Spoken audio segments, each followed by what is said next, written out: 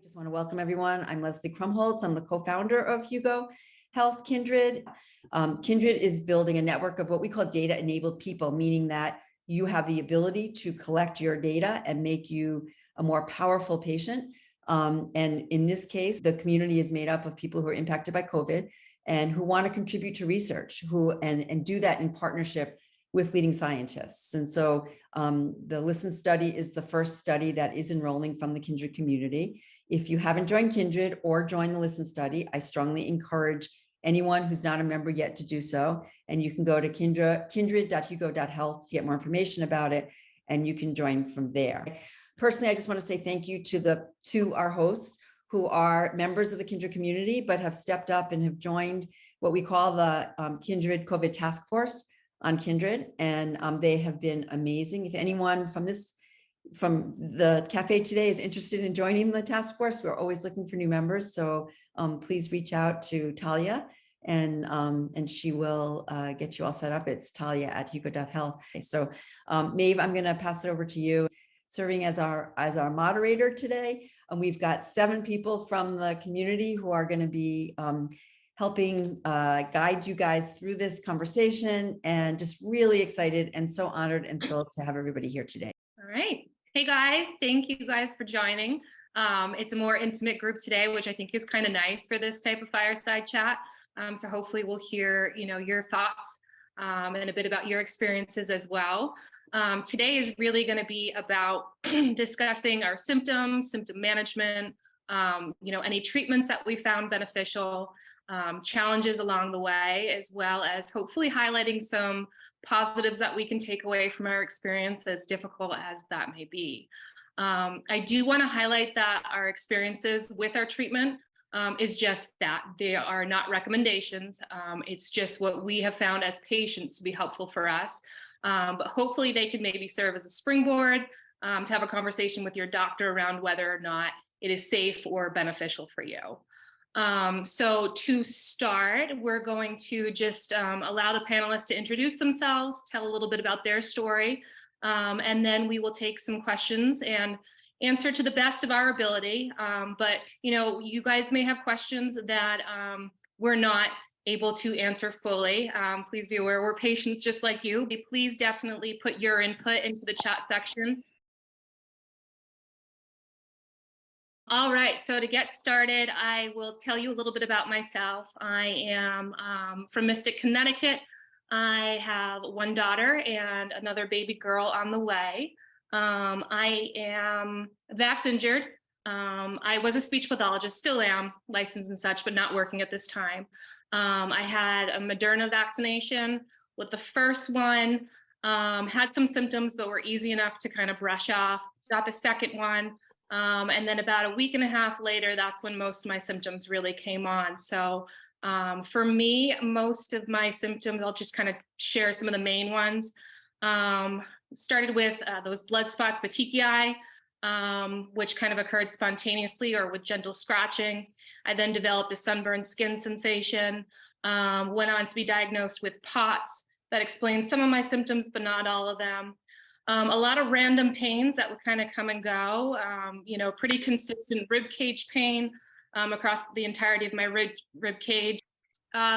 Experienced chest pains, boat rocking sensation, a lactic acid type feeling in the limbs, kind of like you just did a heavy workout. Those were kind of the main ones, probably missing some there, but the main ones for me. Challenges for me, probably similar challenges to you, in getting acknowledgement and validation from our doctors and family and friends alike. The positive takeaway for me was probably, just kind of getting a, kind of feeling what it's like for someone with chronic illness. This is kind of what they've been dealing with for a long time.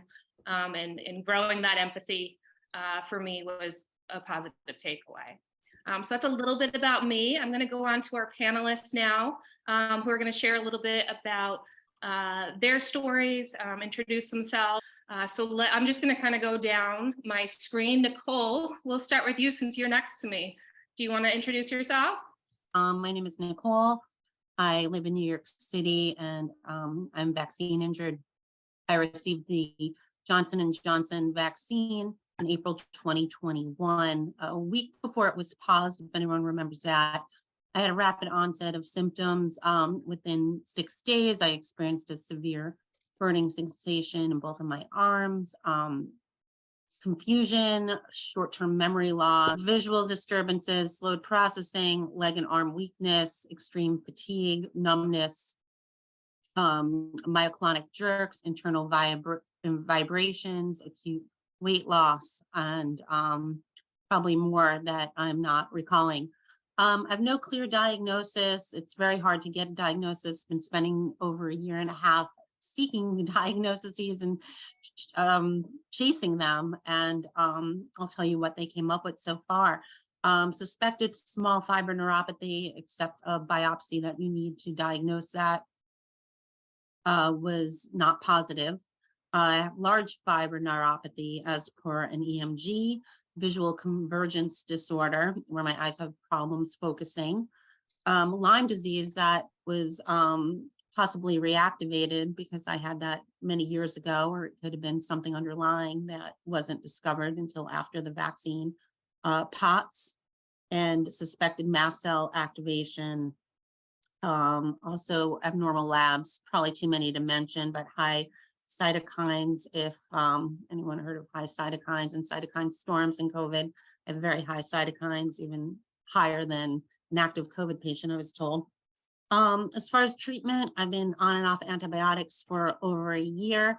Felt better when I was on the antibiotics, worse off of it, but I believe that long COVID or vaccine injuries are a disease of inflammation. So there's a theory that the antibiotics calmed the inflammation. I feel worse off of them. I'm currently off of them. Lots of supplements. I really stay away from certain medications because fearful of them, to be honest, but a lot of supplements, H1 and H2, histamines like Claritin and Pepsid, electrolytes for POTS, glutathione as one of my supplements that I feel is helpful, B vitamins, curcumin for anti-inflammatory purposes, magnesium was a game changer for me, also, I've been in vision therapy to help with my visual disturbances. And lately been trying something called a PEMF mat, which is supposed to reduce inflammation. I feel like maybe it's helping, too soon to tell. And I have a prescription for LDN, low dose naltrexone, which I haven't tried yet, but that's next on my list, and possibly red light therapy. Thank you. Thank you so much, Nicole. Rachel, we'll have you introduce yourself when you're ready. Okay, thank you. Well, my name is Rachel, and I am a Pfizer vaccine injured patient. It took me about 10 months and 8 neurologists to be officially diagnosed with post-vaccination Guillain-Barré syndrome and sensory and small fiber neuropathy with mitochondrial disease. Mitochondrial disease is a chronic, progressive genetic disease that damages and causes disability in the muscles, eyes, with my hearing, with my heart, my nerves, and my brain. And it's well documented that medications and vaccines may exacerbate underlying health conditions. And each of my diagnoses have been determined to have been caused by and correlated with my Pfizer vaccination. This has been a very difficult journey, but we are not alone. And I'm hopeful that as you listen to our experiences and perhaps share part of your own journey with us, that together we will find answers. And I'm very grateful to be part of this panel discussion. Thank you. Thank you so much, Rachel. Jessica, you're up next. Hi, I'm Jess. I'm from Seattle, Washington, and I'm actually both a long hauler and a vaccine injured patient. I started having random symptoms out of the blue that I now know are mild dysautonomia, although it felt pretty severe to me at the time. I ended up with gastroparesis and a lot of other issues that were probably MCAS related, mast cell related. and I was also diagnosed post-vaccine with small fiber neuropathy. My reaction began about 12 hours post-vaccine, and I was diagnosed within about a month and a half to 2 months. My current symptoms that I have are burning, tingling, internal vibrations, vision issues, a boat rocking sensation at times, deep aching pain in my legs, post-exertional malaise, muscle twitching, and fatigue. And I'm probably missing about 50 more symptoms, but those are the ones that plague me the most. And I can see everybody nodding because I think we all have a wide array of symptoms. And those all began post-vaccine for me. And so I'm diagnosed with immune-mediated small neuropathy is the main diagnoses. Treatment has been pretty tough. My practitioners have all agreed that IVIG is what I should be on. And I did try 1 dose of that, but it really caused additional issues. And I'm hesitant to go back on it, to make a long story short with that. I have tried steroids a few times, but that actually seemed to also exacerbate my symptoms. And so I've tried a few pulses of that. The one thing that really seemed to benefit me, and it wasn't really so much with huge symptom reduction, but it was actually with mood boosting and just kind of coping, was the low-dose naltrexone, which somebody else had mentioned, Nicole, I think. So that has been pretty beneficial. I did stop it to see if I noticed a major difference, and I'm probably going to start that again. The 2 medications that I take regularly are gabapentin at night, just because the nerve pain is so severe at night for sleep, and then either Unisom or Ativan, and I kind of toggle back and forth between those two. And I'm just currently on the search for more things to try. And supplements I've really been pretty basic with. And, we were talking about, the challenges for us and through this journey, and I apologize for my background. One of the biggest challenges for me has been adjusting to life with chronic illness. I have a 4-year-old boy who's very busy, and not being able to be the active, mom that I want to be, and being there for him has been pretty tough. And I think, we were also reflecting on kind of what, some positives and kind of silver linings through an experience like this. And one of the things that has really stayed with me is the amazing people that I've met on this journey, present company included. And I know that I've made a lot of lifelong friends, and it's been pretty wonderful in that respect. So don't like how we met, but love that, I was able to connect with everybody. So thank you all for joining us today. Thanks for sharing what works for you, what may have worked for you, and same with the other panelists as well. I think that's really helpful for the audience to hear and ask more questions about. Cynthia, we'll head over to you next. Thanks for having me. So glad to be at this panel. I feel like this is such an important space for those of us, especially on the long COVID side, because to hear the symptoms that those who develop symptoms at post-vaccine, how closely it matches to our journeys, I think is really going to be helpful in bringing together the communities and sharing information and resources. And even for the patients to have some better resources that we were able to develop because we got thrown into it a year prior. So I developed long COVID back in March of 2020 from a mild COVID infection. I developed what was unique at the time, a severe allergy to all food and water. And so I almost died of starvation twice. I lost the ability to walk, and I also developed a lot of hypoxia from my POTS, and that severely damaged my brain to the point where I could barely do simple math. I couldn't fill out any forms. The ignorance of the medical system at the time when it came to long COVID really contributed to a lot of the suffering that I experienced, to continue to experience. And so I have been really involved in support groups on social media that has really helped me to learn different ways in how to handle becoming chronically ill. And for me, the turning point was when the MECFS, which is myalgic encephalomyelitis chronic fatigue syndrome community, found me and stepped in and really taught me about grieving my former life. They taught me about how to handle the mom guilt of now going from homeschooling a child prodigy and working on 2 businesses to not being able to work at all or homeschool for a full year in order to invest in my rest and my recovery. That was really difficult, and it took a village to get me to a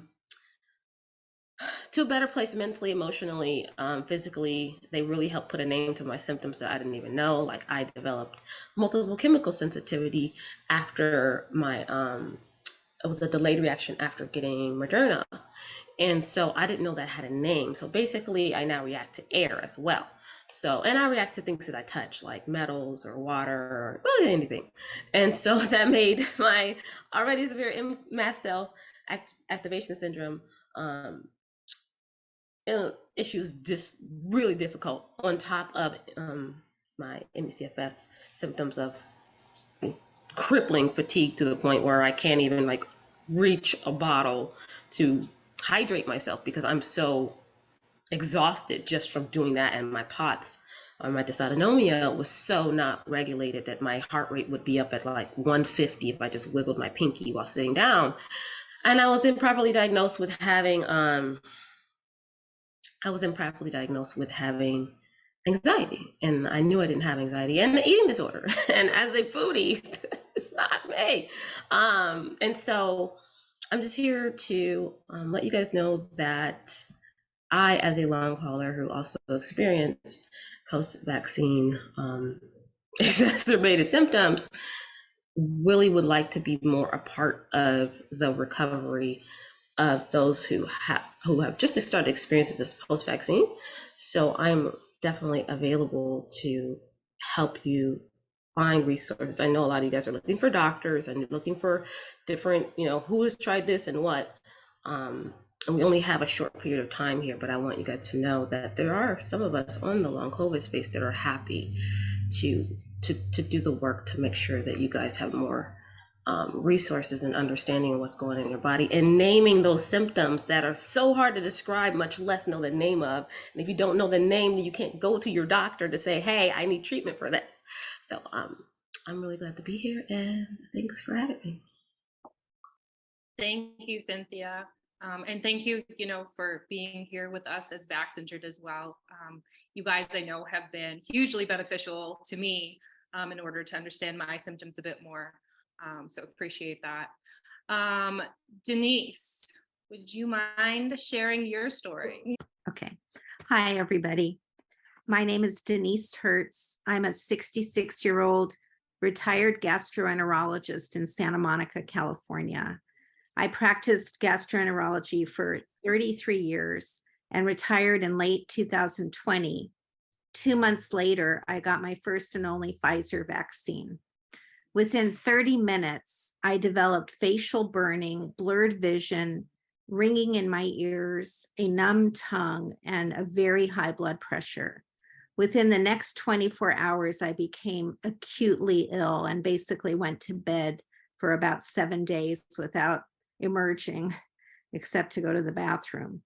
And I had a very long list of symptoms that I'll tell you what they sound similar to everybody else's, I think, but I had ongoing tinnitus, double vision, severe burning pain in my face, as well as my limbs, numbness in my mouth, face, and entire body, internal vibrations, tremors, twitching, a very tight constriction around my lower chest that felt like someone had a rope around me, dizziness, imbalance, trouble thinking, trouble speaking, chest pain, pounding tachycardia, shortness of breath, and profound weakness. I could barely walk and I could barely eat. At times, I felt like an electrical current was running through my body and I literally would scream in excruciating pain. I quickly sought medical care and contacted experts across the country, including the NIH, Harvard, Mount Sinai, and Stanford. It was clear to me that nobody knew anything about my reaction or how to help me. It has now been almost 2 years, and I continue with these symptoms, although they have diminished in to a good degree. I have been diagnosed with mast cell activation syndrome. I have a very high tryptase level. I have been diagnosed with small fiber neuropathy, dysautonomia, and pericarditis. I have tried many medications and I'm currently on gabapentin, Inderal, Claritin and Pepcid, colchicine, baby aspirin, and many supplements. I've basically tried every supplement in the book, but have pretty much pared them down to the basics now. I received subcutaneous immunoglobulins for 3 months, but actually felt worse on them, so I stopped them. And coincidentally, I developed pericarditis about a week or two after I stopped the immunoglobulins. And most recently, I have been doing intermittent fasting and LDN. I also have been on a low histamine diet and cromolyn and DAO supplements before I eat. And on this regimen with the fasting and the LDN, I've made the most progress. In the last few weeks, I've definitely felt an improvement and I am feeling optimistic for myself. And I feel that if I can improve, everyone can improve. So in my heart, I feel we all will eventually get better. Thank you so much, Denise. You had quite the journey, and I'm so glad to hear that you're seeing some improvements, and I hope they continue for you. Last but not least, we have Liza here. Hello, thank you for having me. And I second what most everybody has said. My story is lengthy, but I'm going to try to make it quick.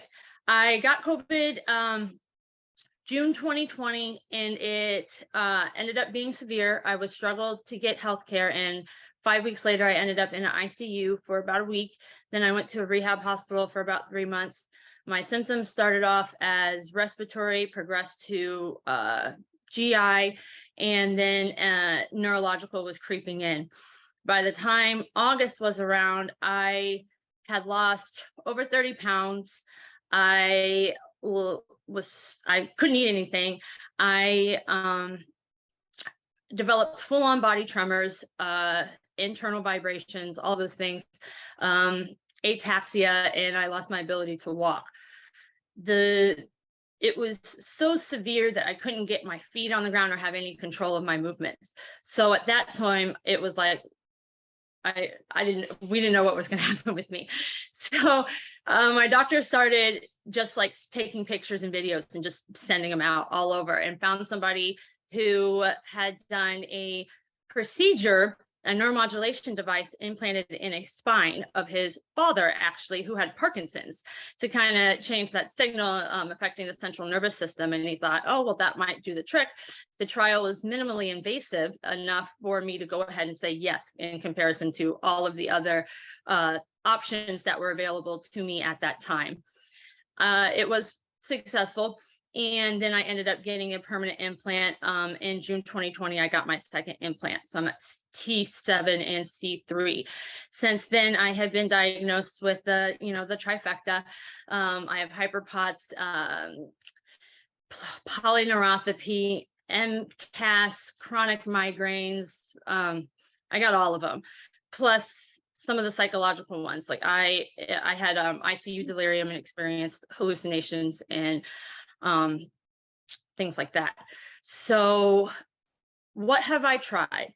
Well, I got blasted with a bunch of stuff when I was in ICU that I'm still not really sure what it was, but it worked because I'm here.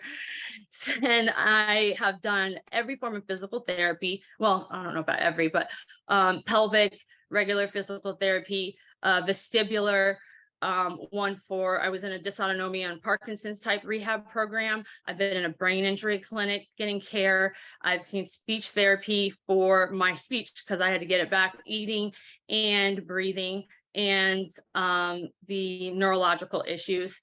I have all the specialists, and I'm going to try to list the medications that I haven't heard.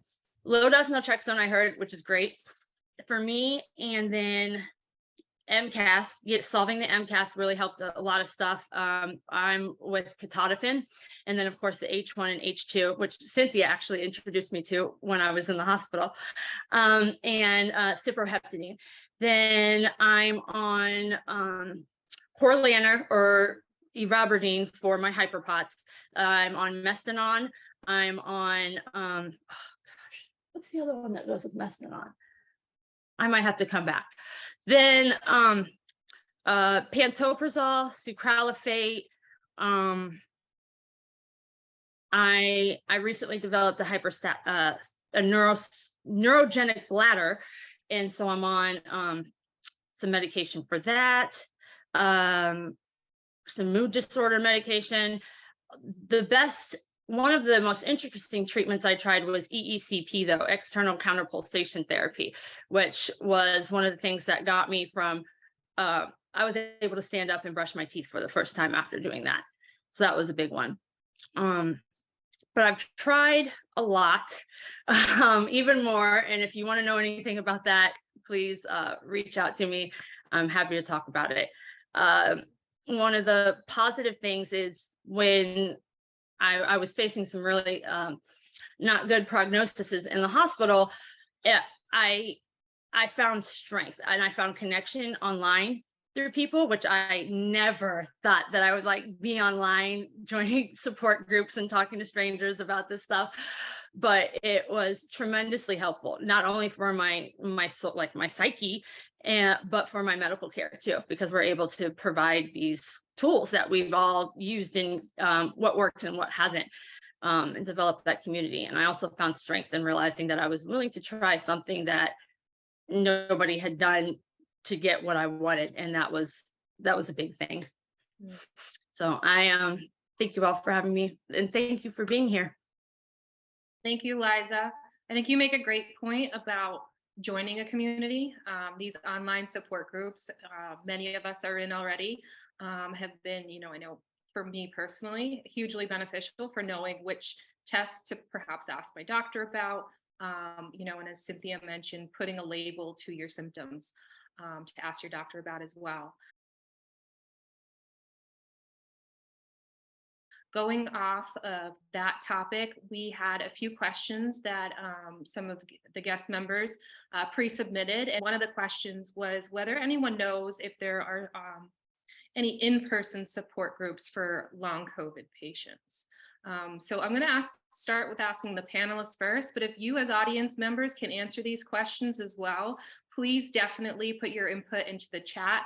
And based on time, I'm definitely going to try to highlight some of those answers, but please know that that chat is available for you guys to learn from each other. This is really about learning from one another, not just us. So any of the panelist members, are you guys aware of any in-person long COVID support groups? I think because we're all considered immune compromised, you're not going to find in person, it's not going to be readily available.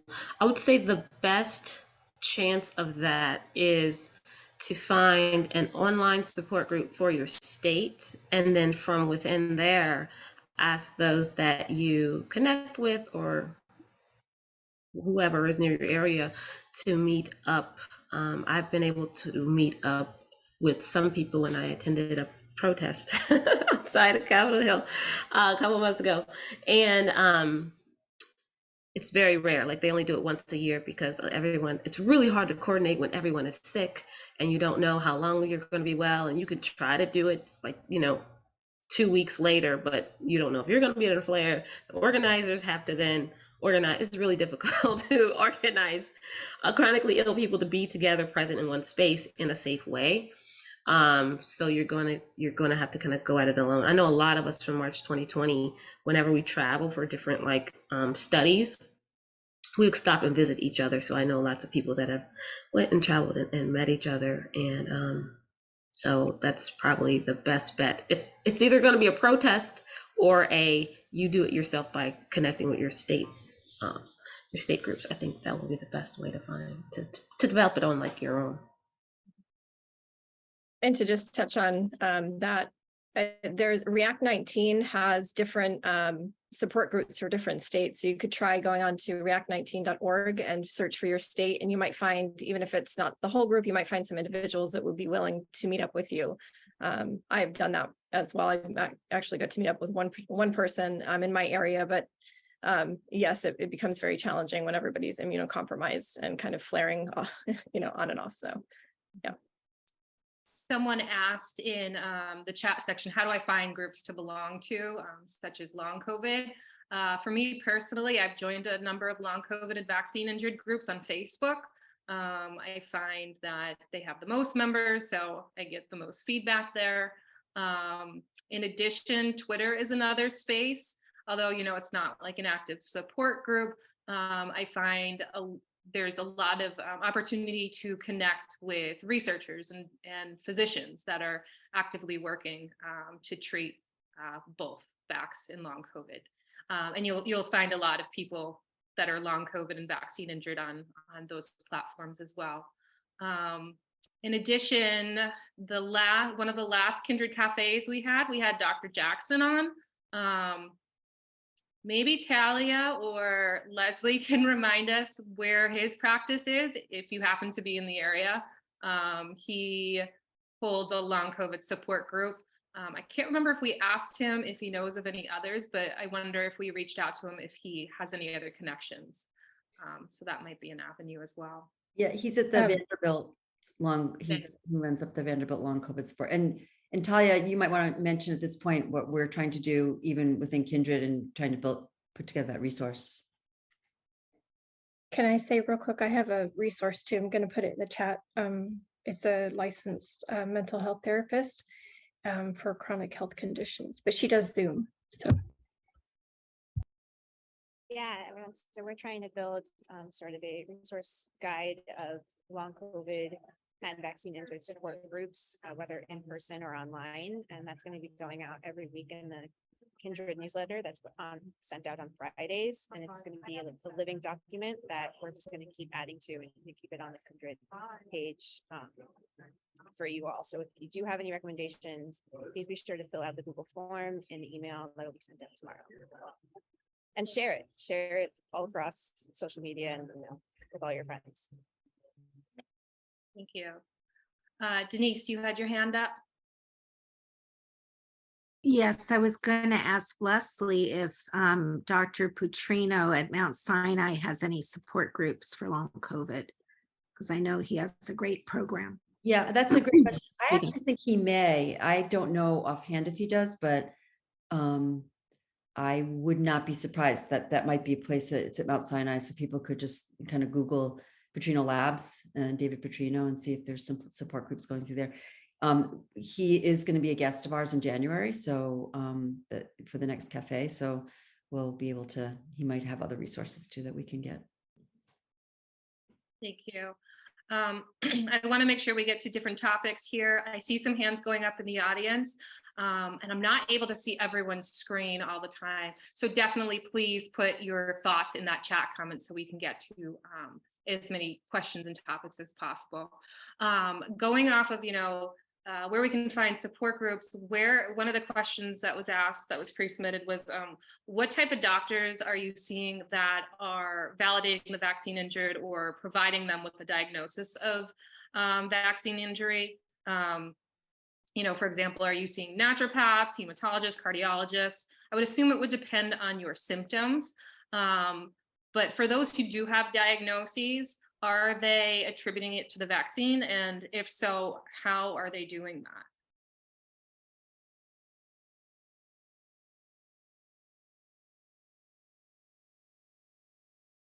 that? Denise, thank you. Well, as I mentioned, I've seen 25 doctors and most of them were not very helpful. I saw 8 neurologists. I was finally diagnosed with MCAS with a high tryptase. And I live in Los Angeles, but I sought out experts around the country. I found a woman at Mass General at Harvard who is one of the authorities on mast cell disease. And she confirmed the diagnosis, confirmed the association with the vaccine. But eventually I felt like I needed to move my care closer to home because I was so sick, and having my doctor 3,000 miles away was really very difficult. I could never reach them when I needed to. And so I've, there are a number of mast cell experts across the country. There aren't that many, but they are scattered. And I think they're the most important doctors for us, truthfully. They are generally allergists / immunologists. And I mean, if anyone needs help in finding someone, please feel free to contact me. You can DM me on Facebook. But I do have a doctor now in Los Angeles who's wonderful. And she's like the first person who's, really tried to help me. So the others, the neurologists have not helped me. Rheumatologists have not helped me. I do have a cardiologist for the pericarditis, and he's helping me, but it's really hard to find help. I'm not big on alternative medicine. I practiced traditional medicine, for 33 years. So it was really hard for me to accept alternative treatments. I did go to see an alternative doctor, an integrative doctor, and I've been very hesitant to do some of the things that she wanted me to do, like, ozone treatments and things like that.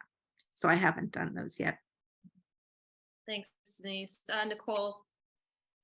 Yeah, so that's a very good question. I've saw 8 neurologists and none of them have been helpful to me. Saw 3 rheumatologists, cardiologist, and immunologist. I can't even list how many specialists I've seen, because as you know, this is multi-systemic illness. So a lot of us present with neurological problems. Some of us have chest pains. So as far as mainstream doctors, I found them to be mostly dismissive. But I think it's important to rule out other things, because you might have an underlying autoimmune disease. So rheumatologists may find something that you didn't know you had that might have been brought out from COVID or a vaccine injury. So I think it's important. Or I was having chest pains. They didn't really find anything. They found a mitral valve leak, which apparently is genetic. My mother has it, my aunt, my uncle. Never knew that. Never knew my family had this. So I think it's important to go to the mainstream doctors, even if they don't acknowledge your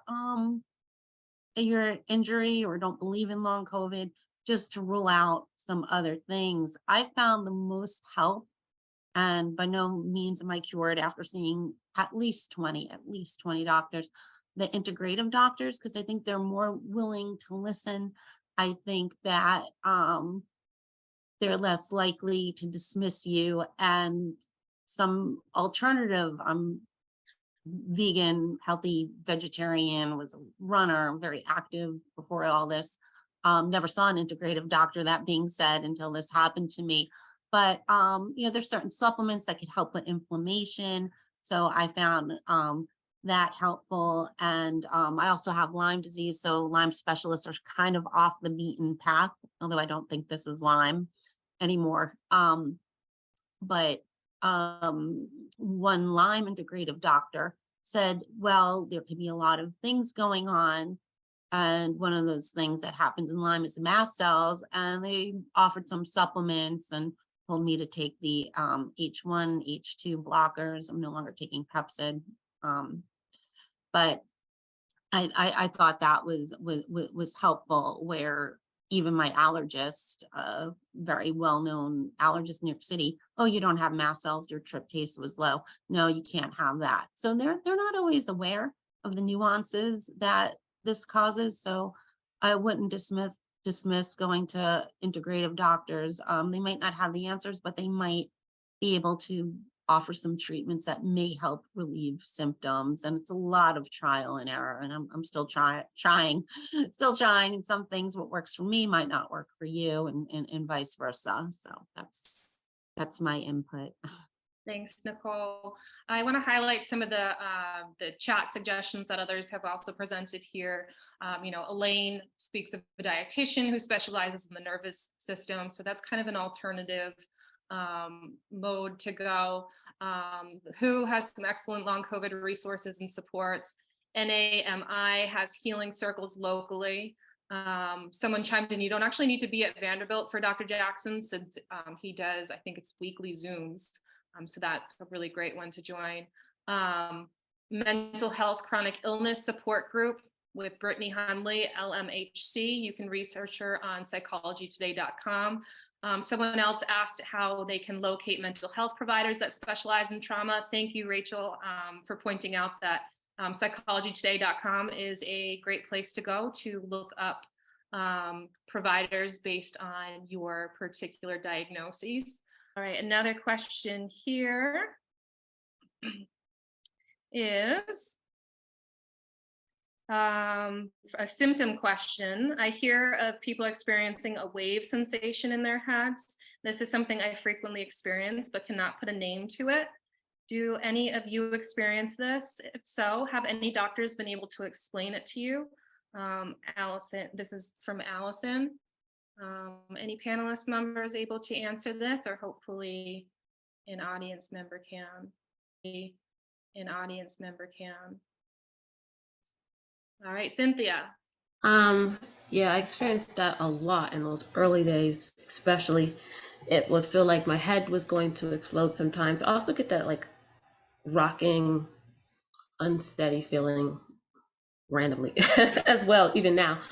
I attribute it to dysautonomia simply because with dysautonomia, your body is struggling to have the flow of blood move freely in your body. And I know with my POTS, a lot of my symptoms are exacerbated from, which is what it's supposed to do. P in POTS is postural. So when I move my posture, my back around, I start to get these sensations. Very early on when I got sick, that was like one of the scariest things outside of tachycardia, which is the high heart rate, that I experienced, because I felt like I would faint. I was going to faint sometime. Thankfully, I didn't. This isn't uncommon with post-viral, post-infectious illness. I've heard about it with people that have ME/CFS that may and or may not have dysautonomia.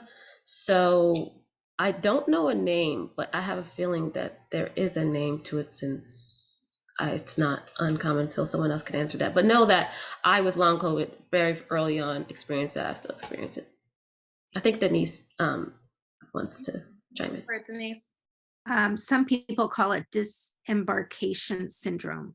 You feel like you're getting on or off a boat, and it is part of dysautonomia. And I think many of us have experienced that.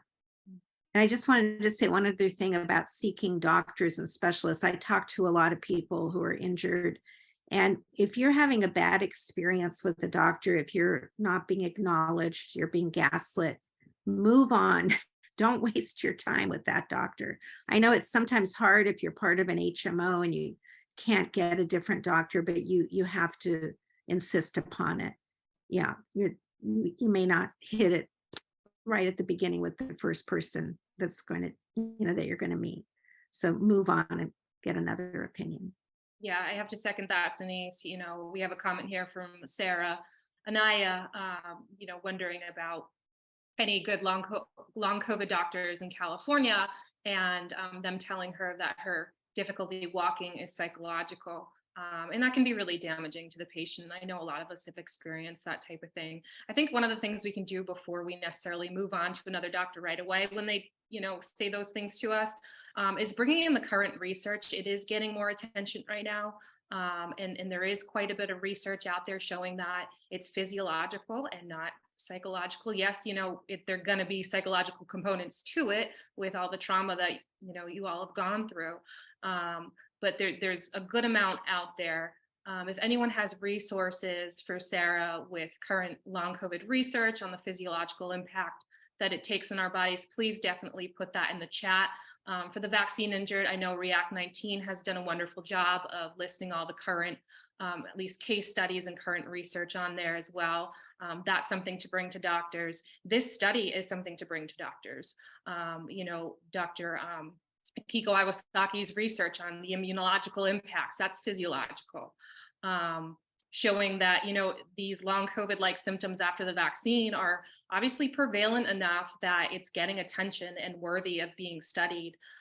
That's kind of, evidence right there that, what we're going through is real. So definitely take that approach before moving on. But yes, do not waste your time with a doctor who is not going to see this as anything more than psychological. All right, Michelle Zimmerman asks, brain spect, let's see, diagnosed vaccine injury and didn't believe ruled out anxiety. Okay, so Michelle here responds that brain spect diagnosed her vaccine injury. It ruled out anxiety and depression because the spec didn't match the pattern of either. So that might be something to talk to your doctor about, getting a brain spect. A lot of great comments here on the chat. Another question we have from is about dysautonomia. So this is from Sergio, and he's noted that he's read many studies this month regarding people that have suddenly been diagnosed with dysautonomia post-COVID infection or post-vaccine. There seems to be a belief that the issue is truly not dysautonomia, and it's a malfunction of the endothelial, and that patients should seek flow-mediated dilation tests. I was just curious if anyone has heard about this, has done this. Personally, yes, I have heard about it, but I have not done it. It's something that I would like to do. Any panelist members familiar with this? I'm not familiar with it, but I can say that the medicine regimen that I've been on for the beta blockers for my extremely bad dysautonomia, that paired with the rest has allowed me to get so much better to the point where I'm no longer even on any sort of dysautonomia medication, and I don't need the compression socks anymore. So, and I know other long haulers who, as soon as they get on the beta blocker, they experience a lot of help in their symptoms. As far as the science goes, I'm trying to teach myself immunology and microbiology so I can kind of dig into it. But what I'm seeing is dysautonomia and other post-infectious, post-viral triggered illnesses are not properly researched. So it's very possible. It's kind of like, if you dig into it, you'll see like all this, it's almost like a hodgepodge going on. Like some things are spaced out and considered one thing, but they have almost exactly the same symptoms, but called something else. And so I do believe there's room to, for us to look further into what exactly we should be calling our symptoms, especially those that aren't triggered by a virus exactly. I know I don't fit the box for MCAS. My tryptus, even though I am severe MCAS, my tryptus is low. My tryptus is normal. So there's so much we have to learn about diagnostics of our symptoms. And I definitely believe that there's room for us to consider that it's not necessarily dysautonomia, but it's still helped by the things that help people with dysautonomia. I think Liza, my fellow science nerd, would definitely be good to answer this. Yes, I have had flow. I had to look it up just to make sure, but I've had all of my vessels and arteries scanned through. And it's kind of like goes back to finding specialists, but I went back to the groups and I went, who's their doctor? And I started asking around, and then I had my referrals, some stuck, some didn't, whatever, but I found a POTS specialist in Dallas, and I had full autonomic function testing done. And that led to several diagnoses. And there were changes in my flow. I have vascular inflammation. He was able to, I have a heart valve disorder now, some other things. And even my flow is different with a rare one, MALS, medium arcuate ligament syndrome, which can lead to some of that tightness feeling that you feel about 2 inches below your breastbone after you're eating. And when you bend forward, it might help, things like that. But yeah. Thank you, Liza. I'm looking at the time here and I can't believe we only have 5 minutes left. Maybe this is another Kindred Cafe we will do in the future, because, it's something we all need a lot of information on. and could benefit from. But I want to kind of talk about some challenges outside of symptoms right now. And what those look like in your everyday life. What are the most pressing challenges you have? So feel free to leave those in the chat or ask the panelists questions about it.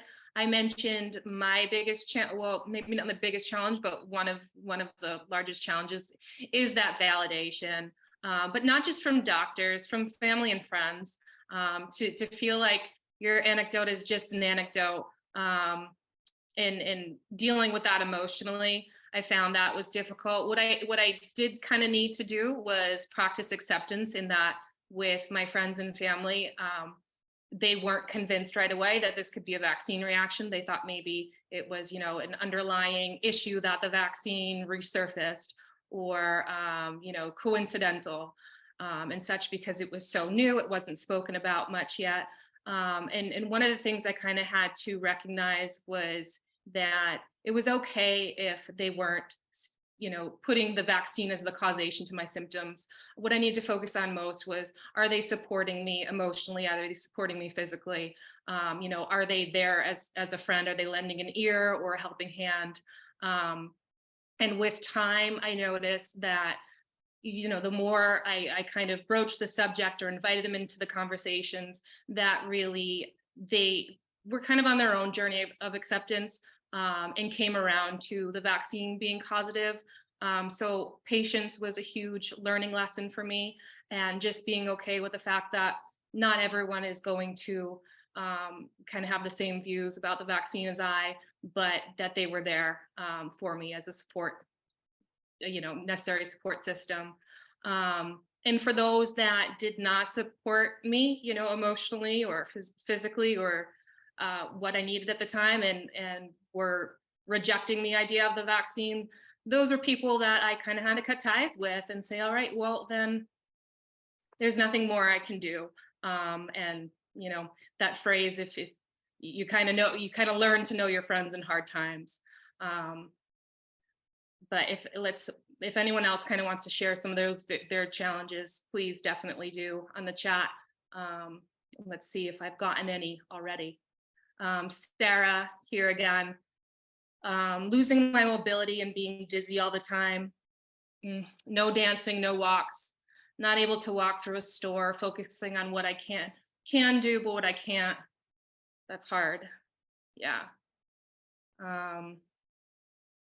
Anyone from the panelist group want to speak on that, kind of losing your physical abilities and the joys that you once took part in? Cynthia. So yeah, that was really difficult for me because I feel like it happened overnight, and I was watching myself waste away, and it was very scary. And then at that time, first wave, no one really cared. I would go into the ER walking and leave in a wheelchair. I would just decline that badly, and they didn't care. They would still kick me out. And so I was like, well, I was so disheartened at the time. And I remember I had to borrow my grandma's wheelchair because we were not prepared for how to navigate healthcare system. So I didn't know how to even go about getting a wheelchair, or what I would need, or how long I would need it. And I thought, like, well, this is my life forever. And I was like, I just got rid of all my heels. I got rid of, like, well, might as well just sit in my chair. And I am currently on a heels shopping spree. I was not doing well. So I have recovered, and I went through physical therapy. I found a wonderful, wonderful doctor in one of my hospitalizations for starvation that coordinated really well with my primary care provider, who's amazing, gave me physical therapy that was just right for me, didn't flare me, didn't crash me. She was such a knowledgeable physical therapist. I'm very incredible, lucky to have her. And I've been up and walking. I go up and down stairs now, not even thinking about it. I'm wandering around in heels, so just for fun, because I can't really go outside, but I can still do it. And I never, ever thought, I was like, this is over. I'll never do it. I'm too wobbly. I'm too weak. I'll never walk again regular, much less in heels. So I plan to be in heels in my next in-person event. So don't give up hope. It can absolutely happen. I'm about 3 years into long COVID, but as I was saying, I don't even need the POTS medication anymore. And I'm fully mobile and dancing, even though I'm a terrible dancer. And so do not give up hope. There, you have so much, your body really is working hard to get you to heal, and you can absolutely still have time for everyone to make that kind of a mobility recovery. Thank you so much for giving that hope to people, Cynthia. A couple of people in the chat, several relatable posts in feeling and having friends feel either scared of them because they aren't boosted. And then on the flip side, having people in their community shaming them for being vaccinated when they mention their issues. So I think it might kind of depend on where you live and the people that are surrounding you and how they feel about that vaccines and whatnot. But I think we can all kind of feel somewhere stuck in the middle of the "I told you so" crowd. We warned you. And then the other crowd either not believing us or feeling nervous to be around us because we haven't received the vaccine. And that's really not a fun feeling to have. And it's an odd spot to be in. So I appreciate, those chiming in with that.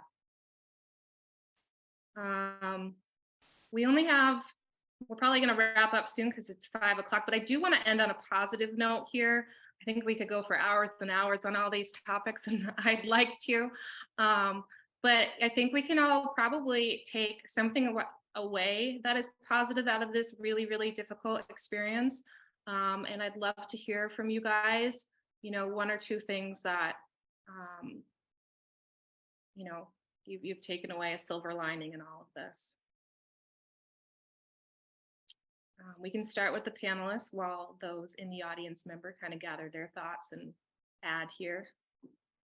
For me, I mentioned it was kind of that growing of empathy.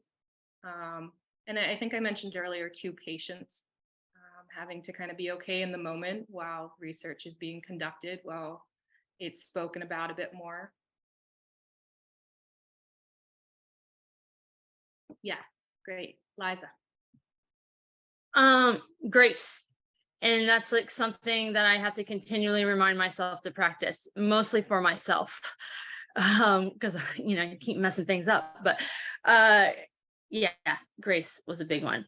And I did kind of want to show you guys something real quick. Cynthia mentioned heels and how she was going to wear them. And I'm excited that I can walk and hold this laptop. This is my room, and I have my sign here that I made that says run, because that's what I was determined to do again.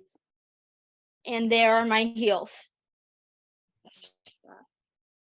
So I just wanted to share that because that's something that I do to just kind of give myself hope every time I walk out the door. That's just a reminder what I'm working for.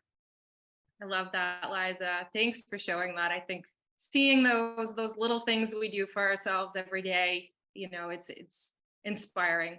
Thank you. Sarah Gleason, similarly wrote empathy, grace, compassion. I cannot wait to heal so I can serve others more so who are struggling from a place of deep understanding. And yes, we need these type of people. Don't leave the chat, the groups when you have healed. Please try to stay in them, come back periodically, share your recovery stories. That is so very needed. Thank you, Sarah. Natalie writes, I quit smoking finally after 20 years and many attempts. My heart will go crazy if I do, but I've wanted to quit forever. Congrats, Natalie. That is huge. Really great. Let's see. Sarah, I know I will heal fully, and that belief is everything. I do tons of meditation, mindfulness practices, and emotional work.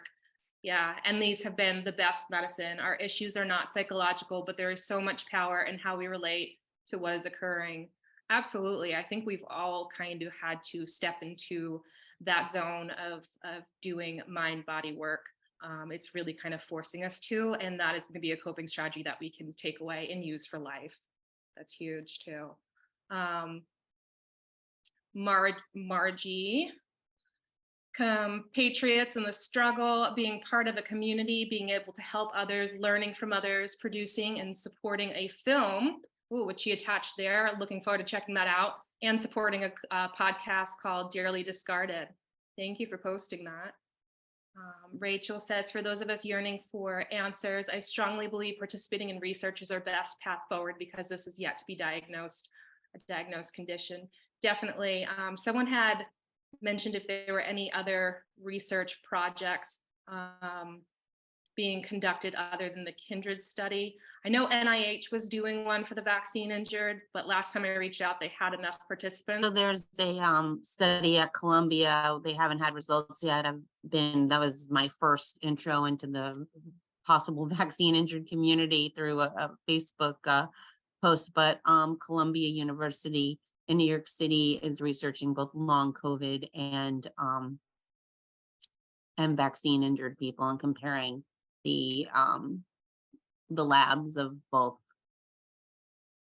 demographics to see if there's any similarities. I could put the link in the chat if anyone's interested. I think they're still recruiting people. It's a 2-year study. Yeah, it looks like Kate Leslie is very interested. If you want to link that in the chat, that'd be excellent. Thank you so much. All right, let's end on one last positive closing note here. Adele, she is a weaver and can't quite get to the loom, but she's been writing and publishing a newsletter, Substack, about my journey to hopefully help others. It's absolutely incredible how many of you guys are advocating in your own ways. You know, to have Substacks. Do you guys go on podcasts? I've seen people presenting to news reporters, anywhere to get their story out and helping others along the way. You know, absolutely, you guys are inspirations to all of us. I really, really appreciate all the work that you're putting in, you know, while dealing with your symptoms at the same time, trying to get your medical care. So thank you so much. I think this was a really excellent chat with you guys. I think we have learned that this is definitely going to be something we probably want to do going forward. Like I said, we could probably spend a couple hours here learning from each other. And it was really, really nice to see all your faces and hear your input and your experiences as well. Leslie and Talia, if you guys want to wrap up anything before we exit, please feel free to. Yeah, I just want to echo Maeve's comments. It's just wonderful to see all of you turning out today. And clearly, you know, as I'm looking through the comments, I'm thinking maybe we want to do some cafes that are subject more contained. I saw there were parents that were looking for support, and there's all sorts of ways that we might be able to help. And you know, we built Kindred for you.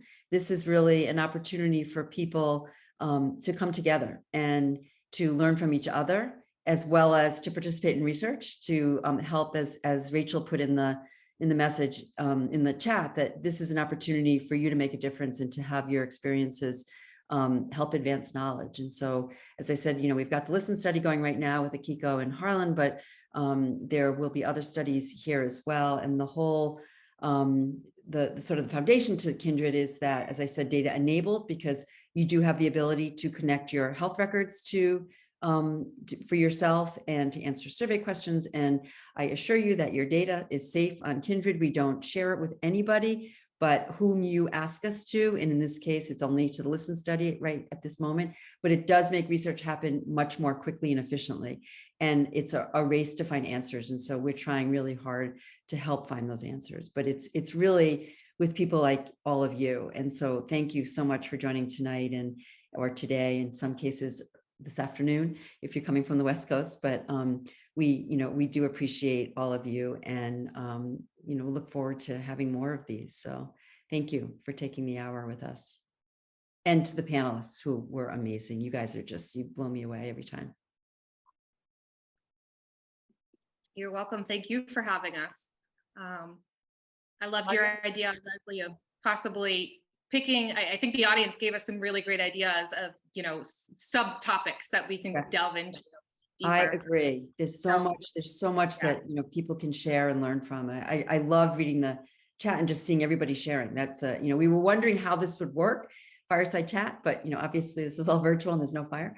But this actually worked, I think, and maybe you did a great job sort of pulling people's comments out. And I do feel like there was a dialogue. It was really just really inspiring and hopeful. So thank you for doing that.